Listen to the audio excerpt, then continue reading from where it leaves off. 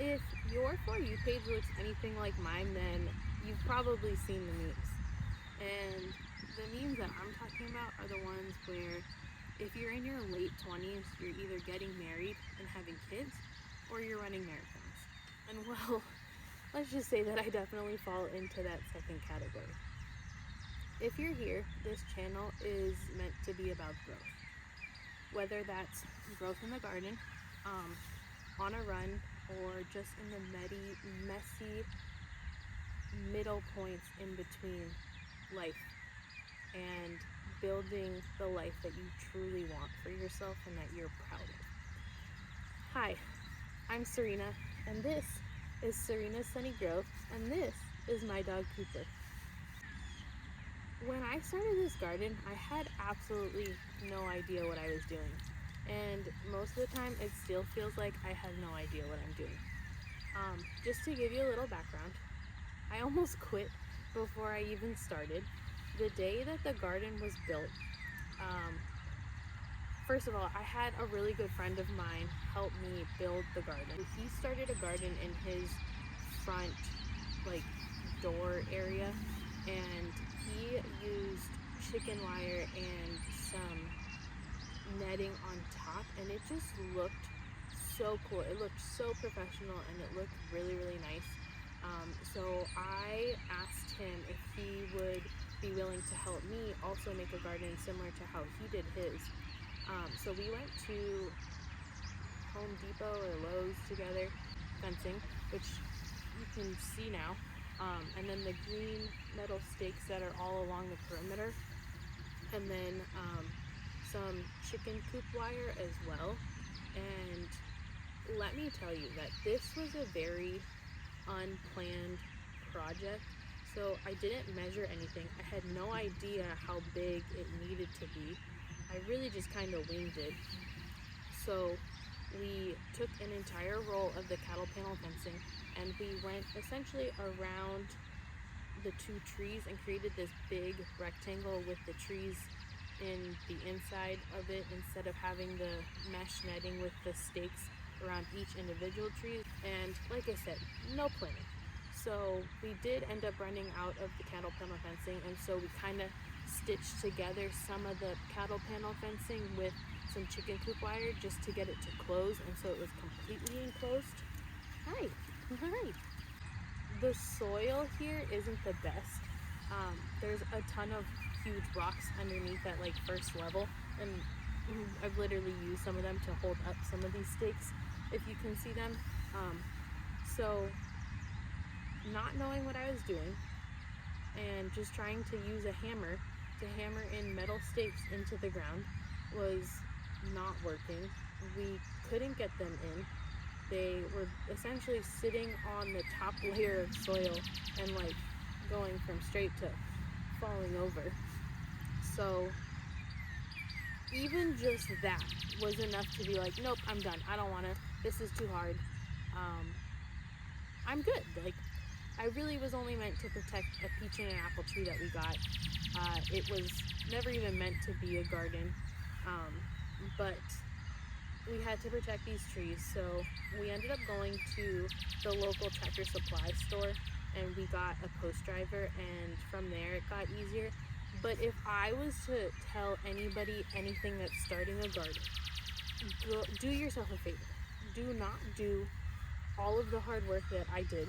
Just go to Home Depot and rent yourself an auger. If you don't know what an auger is, totally fine. I had absolutely no idea what one was until about a couple weeks ago. But essentially it's like a electric, or I think it's gas powered actually. And it has two handles, and it has a little spiral thing, and it helps you dig holes super easy. So again, if I was to remake this garden from scratch, that's what I would do. It would save me a lot of time, a lot of effort, and some tears, let's be honest. When the garden first started, with a lot of help, it was just a rectangle, a long rectangle meant to protect this apple tree that's in this corner and the peach tree that's over there. And it only extended as far as where that second wooden plank is. It really, again, it was never meant to be a garden. It kind of just happened with me coming out here a little bit more often. I ended up going to a local nursery and planting some tomato, like little plants and pepper plants, and to see them go from these tiny little seedlings to these massive tall plants that were almost as tall as I was, and to get so many like rounds or harvest, I guess, of tomatoes and peppers, and to be able to make salsa, which I absolutely love, was the coolest experience. And from there, I was like, well, I don't want to just grow tomatoes and peppers. I want to grow more than just tomatoes and peppers. I want to grow herbs, and I want to grow basil, and I want to grow fancier peppers and fancier tomatoes. So, with more help, I expanded the garden to where this bamboo stake is, this row of them. That's where the next iteration of the garden expanded to and ended. And then after that, let's just say, I became quite obsessed with gardening. So now it is this massive garden that you see now. And because there was not a plan to do this, I cannot tell you the dimensions of this garden. I'm so sorry. But here's my wingspan. So I don't know if that helps you, but the garden's bigger than my wingspan. So yeah, and I'm really excited because a new package just came, and I have about 15 new seeds of different kinds of tomatoes and peppers, and I'm gonna try artichokes this year. I'm gonna try some broccoli this year, and we're just trying a whole bunch of new things in the garden this year that I'm really excited about. I just want to take you on a journey of how patience and discipline when it came to gardening and running really did change my life. With gardening, you don't plant something and then a couple days later try and dig it up to see if it's grown. And that's the philosophy that I've tried to apply to my own life, especially with running. Like, I was terrible at running. I still am terrible at running. But when I started 2 years ago, I was running probably a 17-minute mile, if I'm being 100% honest. And I wasn't even running a full mile full through. Like, I was quite literally struggling. So the fact that I can sit here in 2026 and knowing that I've now run 2 marathons since then, which is absolutely crazy to say because I could barely get through a mile 2 years ago, is mind-blowing. The other thing that I think I want to mention is that what running and gardening showed me is that it's okay to fail. I think that becoming who you are and who you're meant to be is genuinely terrifying, and it's vulnerable to be who you are because we all just want to fit in. We want to have friends. We want to have the relationship. We want to have all the things. But you can't have those things if you're not really yourself. And I think that it's hard when you have people in your life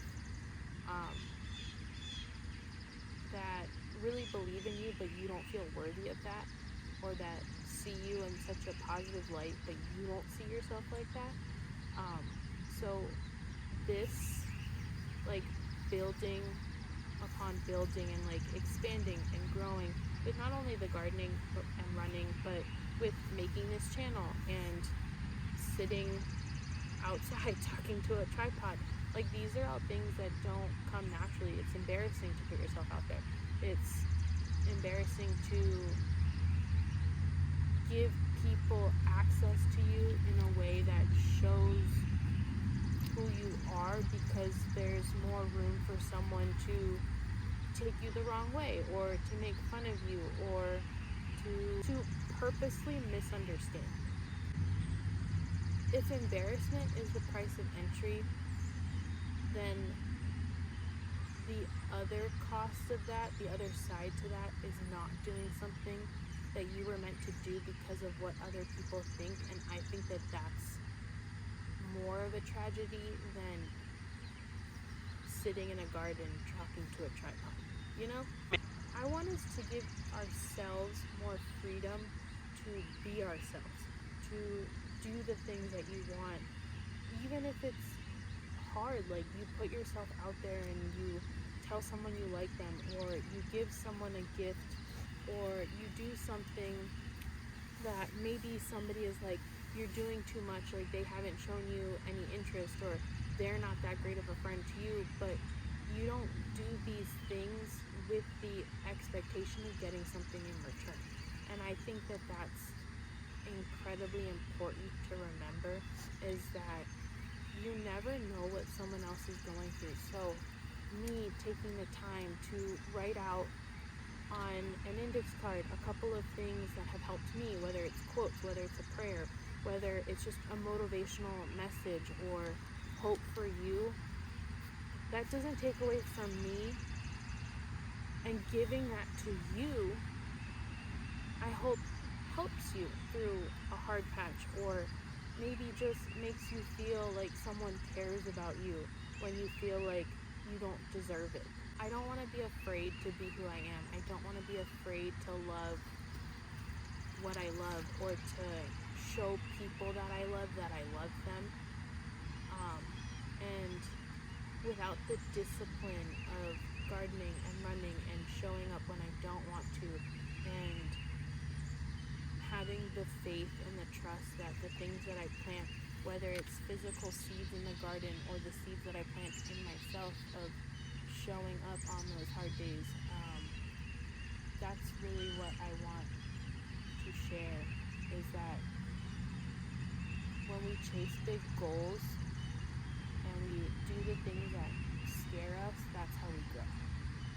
I think that's my biggest lesson that I've learned lately, is that when you start to show up for yourself and you hold yourself accountable and you keep your word to yourself, your life really does begin to change in ways that I didn't even know were possible.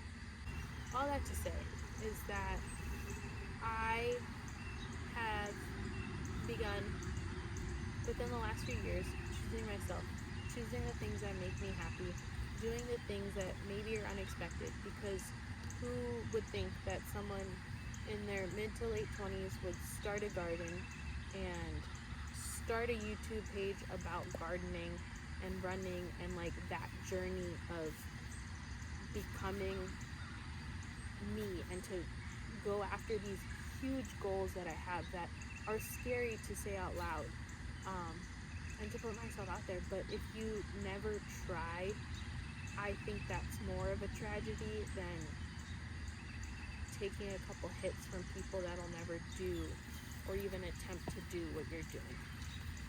So if any of this resonates, if you're someone that wants to grow, if you want to, hey, it's okay, don't worry. If you're someone that wants to grow, if you're someone that has big goals and are afraid to chase them, then I hope that you are inspired to live your dream life, because you're 100% capable of living the life that you want to live. And Cooper agrees, obviously. He's super supportive. Do the thing that scares you. Be the person that you want to be. Stop letting other people's opinions, or maybe the opinions you have of yourself, dictate and let you stop you from being who you want to be and who you want to become. Because like everybody says, your habits from yesterday inform the person you are today and inform the person you'll be. So if you want to be someone that runs, take yourself for a run today. Even if you only make it 100 feet, you ran. You showed up for yourself. You kept a promise to yourself that you were going to do what you said you were going to do. You did that. And if you do it and I do it, then we can all do it. Happy dog, happy life. So if any of this strikes a chord or resonates with you, then I hope that you join me on this journey of becoming who you're meant to be, being proud of who you are, and just chasing your dreams. So let's grow together. Hit that subscribe button, and we'll be here every other Saturday. So come join us. Come hang out.